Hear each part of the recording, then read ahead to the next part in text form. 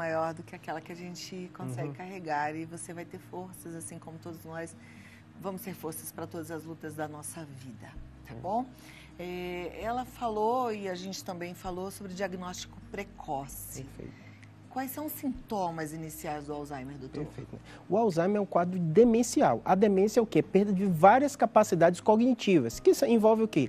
A capacidade de você ter uma relação social, a fala, né? E também a memória. A memória normalmente é a primeira afetada. Então, na fase que a gente chama até pré-sintomática, a pessoa mesmo começa a notar que alguma coisa é diferente, os familiares notam, né? Mas aí chega um determinado momento que a memória começa a falhar. No caso da doença de Alzheimer, o mais comum é isso. E a gente tem que lembrar, você falou no início do programa, que é uma doença cada vez mais comum, o envelhecimento da população. Para você ter ideia, né? O fator independente mais importante é a idade.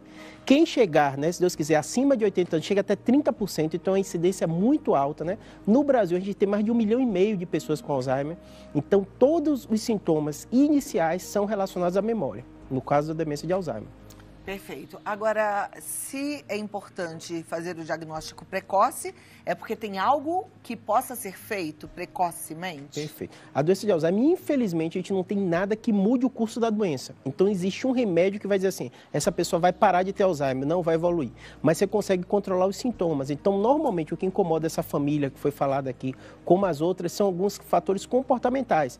Existem medicações que conseguem controlar isso. Então, tem muitos bloqueadores que mexem com a questão do neurotransmissor que a gente chama de acetilcolina, que ajuda nessa parte. Então, o paciente, quanto antes tiver diagnóstico, antes ele vai começar essa medicação e o curso da doença, ele não vai mudar quanto à temporalidade, mas a qualidade de vida vai melhorar muito. Isso é importante, né? A gente procurar sempre oferecer qualidade de vida para quem está sofrendo com a doença. Porque, na verdade, é uma doença que vai afetar o paciente, eu penso que no estágio inicial, mas logo afeta a família toda, né? Você tem ideia, a importância do tema é a doença que os Estados Unidos mais investem em pesquisa.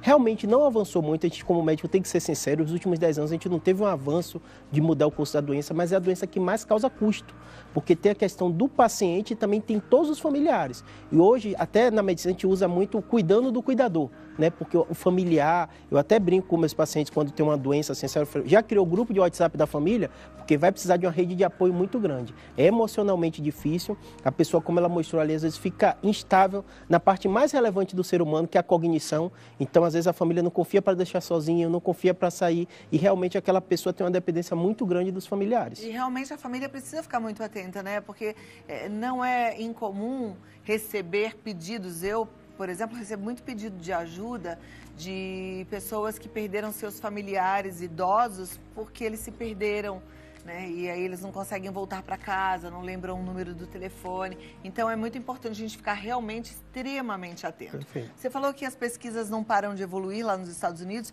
mas me parece que tem uma medicação nova, uma injeção inclusive, que eu já sei que é caríssima. Perfeito. Ainda não temos no Brasil, Perfeito. mas essa é uma das possibilidades, né? Foi um debate muito grande, até no campo médico, que a FDA aprovou e muita gente questionou, porque é para uma fase muito inicial da doença, né? Então, o fato é que a gente já tem uma medicação aprovada que pode, a primeira que pode mudar o curso.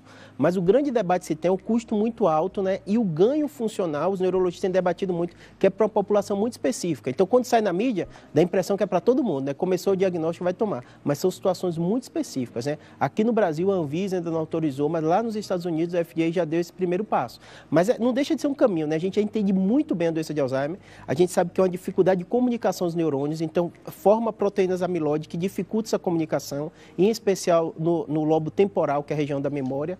Isso tudo a gente consegue ver aí nesse cérebro. Perfeito. Aqui essa região temporal é a região que a gente chama do sistema límbico, aqui do lado, isso. Essa região temporal, lá dentro tem um sistema límbico, é responsável pela memória. Então, quando a gente faz a ressonância, normalmente é um dado indireto. O Alzheimer não tem um exame que você faz e ter certeza, né? Como um câncer, você vai falar de câncer de mama, né? Que você vê a massa, mas você consegue ver uma atrofia. Isso já é um sinal indireto da gente imaginar que esse paciente tem Alzheimer.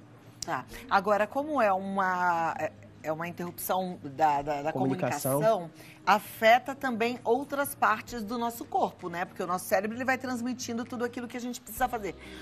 Afeta a parte motora também? Também. É na fase mais avançada. Inicialmente começa com a parte da memória, posteriormente as capacidades ambientais. Então, muitas vezes o paciente tem uma dificuldade de aprender novos comandos ou perde aqueles comandos que ele já tinha previamente, né? E posteriormente, em fase mais avançada, tem essa questão da relação social e como você você falou, essas outras habilidades motoras. Se começa com a fase motor, pode ser outra doença. É que nem teve agora o caso famoso do Bruce Willis, né, que ele começou com a fase da fala. Quando a fala vai se perdendo, tem algumas doenças que a gente chama frontotemporal, que o mais clássico do paciente perder é a capacidade de relação social. Então, o paciente fala até bem, a memória está boa, mas o comportamento dele começa a alterar.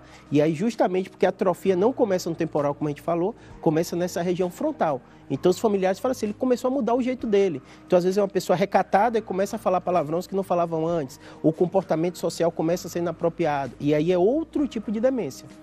São vários tipos de demências e o Alzheimer é um deles. E o mais importante, a maioria do quadro demencial, quase 70%, é demência de Alzheimer. Você disse que 30% dos casos de Alzheimer, eles têm uma relação com a idade. A partir dos 80 anos, 30% da população provavelmente terá Alzheimer. Mas existe um fator de hereditariedade? Existe, mas não é tão grande. A maioria das vezes são mutações esporádicas. Então a gente começa a dizer que são os comportamentos.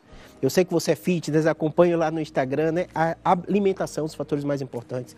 Prática de atividade física, né? O que você fala, quase um mantra, né? Tudo que a gente vai falar de saúde é cientificamente comprovado. Todo mundo quer uma pílula mágica, uma coisa, não existe. Então, colesterol mais baixo, o açúcar controlado, a pressão alta, todos são fatores preditores de você não ter Alzheimer se você consegue controlar tudo isso. Você sabe que atualmente eu me obrigo a ir à academia todos os dias? Eu sempre me obriguei a ir à academia, sempre falei para vocês que eu encaro isso mesmo como obrigação, porque assim, eu acho até estranho alguém falar que vai todos os dias porque sente muito prazer, porque na verdade a cama da gente é uma delícia, né? Principalmente de manhã cedinho. Mas eu me obrigo a ir todos os dias e eu penso, eu tenho que prevenir o Alzheimer. Perfeito. Esse é uma das coisas que vem na minha mente, assim, Perfeito. porque eu quero e vou precisar trabalhar bastante, eu dependo muito da minha capacidade cognitiva, da minha Perfeito. memória, né? Então eu preciso fazer exercício físico. Só eu? Não, todos nós, a gente precisa. A gente precisa se manter saudável, a gente precisa se manter magro, a gente precisa se alimentar bem, não é? Eu falo que é uma luta constante, né? A gente vai ter mais facilidade, outros mais dificuldades. Além disso, o que você falou é o estímulo cognitivo. Eu costumo dizer que o cérebro é que nem um músculo, né? Quanto mais você exercita, melhor você fica. Por que a atividade faz tão bem? O coração bombeia melhor, chega mais sangue. Tudo que o coração bombeia, 25% vai para o cérebro. Um órgão tão pequeno de 1,5 kg ocupa tanto a capacidade da gente de glicose e de oxigênio. Então, você fazendo atividade física melhora. E também a parte intelectual, né, que você falou. Você escreveu um livro, né? Você gerou outras habilidades que não estão no seu dia a dia. Isso também ajuda, né? Estudar. Todos esses fatores vão ajudar você a prevenir e evitar ter o Alzheimer. Isso é muito importante. Agora, existem fases do Alzheimer. Perfeito. E aí começa sempre mais leve e o Alzheimer sempre vai chegar à última fase ou, às vezes não, às vezes nem vai até o fim. Perfeito. O que acontece? É uma doença de curso muito longo, né? A gente viu o VT, ela falou 10 anos, né? Meu pai tem. Então, a doença tem pessoas que evoluem com 3 anos, já tem um desfecho muito grave, né? Até 20 anos. Então, imagine, está falando de uma população idosa de 70 anos, né? Então, a pessoa pode viver mais 20 anos. Então, eu costumo falar para o familiar, se prepare e organize a logística para ele ter uma qualidade de vida, porque geralmente os pacientes que chegam a essa idade de 80 anos, eles vão ver muitos anos. Isso que para a família é difícil. E tem que se preparar, inclusive, na parte legal também, né? De assinar contratos, de transferir conta de banco, né? De fazer toda essa outra parte burocrática, porque você disse que também afeta a parte motora. Então, a pessoa provavelmente vai ter dificuldade para assinar, para ler. E até ele começa a ter uma responsabilidade, né? Como você falou, se perder, né? Às vezes ele pode ter um comportamento inadequado e as pessoas não entenderem, né? Isso que você falou é muito importante. Eu costumo falar quando um paciente meu descobre um tumor ou doença de Alzheimer, eu falo assim, toda família tem aquele que é mais emocional, tem aquele que é mais afetivo, tem aquele que é racional. Então vai ter que se formar em torno da pessoa, ajudar ela em todas as fases. Porque normalmente essa parte burocrática, legal, a família nem sabe, né? Às vezes o que a pessoa faz, né? O contrato que fez, as contas que tem para pagar. E normalmente quando é o casal de idosos, a primeira coisa que ele fala, a família fala isso. Ele convive comigo há 70 anos, nunca esqueceu a conta. Começou e esqueceu a conta. Gente, é um assunto triste, mas infelizmente a gente precisa tratar sobre ele aqui no nosso Vida Melhor, porque a gente quer ter uma vida melhor apesar dos desafios. Esse é só um dos desafios da vida. Perfeito. Doutor, me dá 2 minutinhos, eu vou abrir para as perguntas também. Eu sei que a gente tem alguns alimentos também que a gente precisa lembrar que são importantes para evitar, né? Fazer a prevenção, não só do Alzheimer, mas de todas as outras doenças. A gente volta em 2 minutos. Tudo bem. Tá bom? Você continue comigo, porque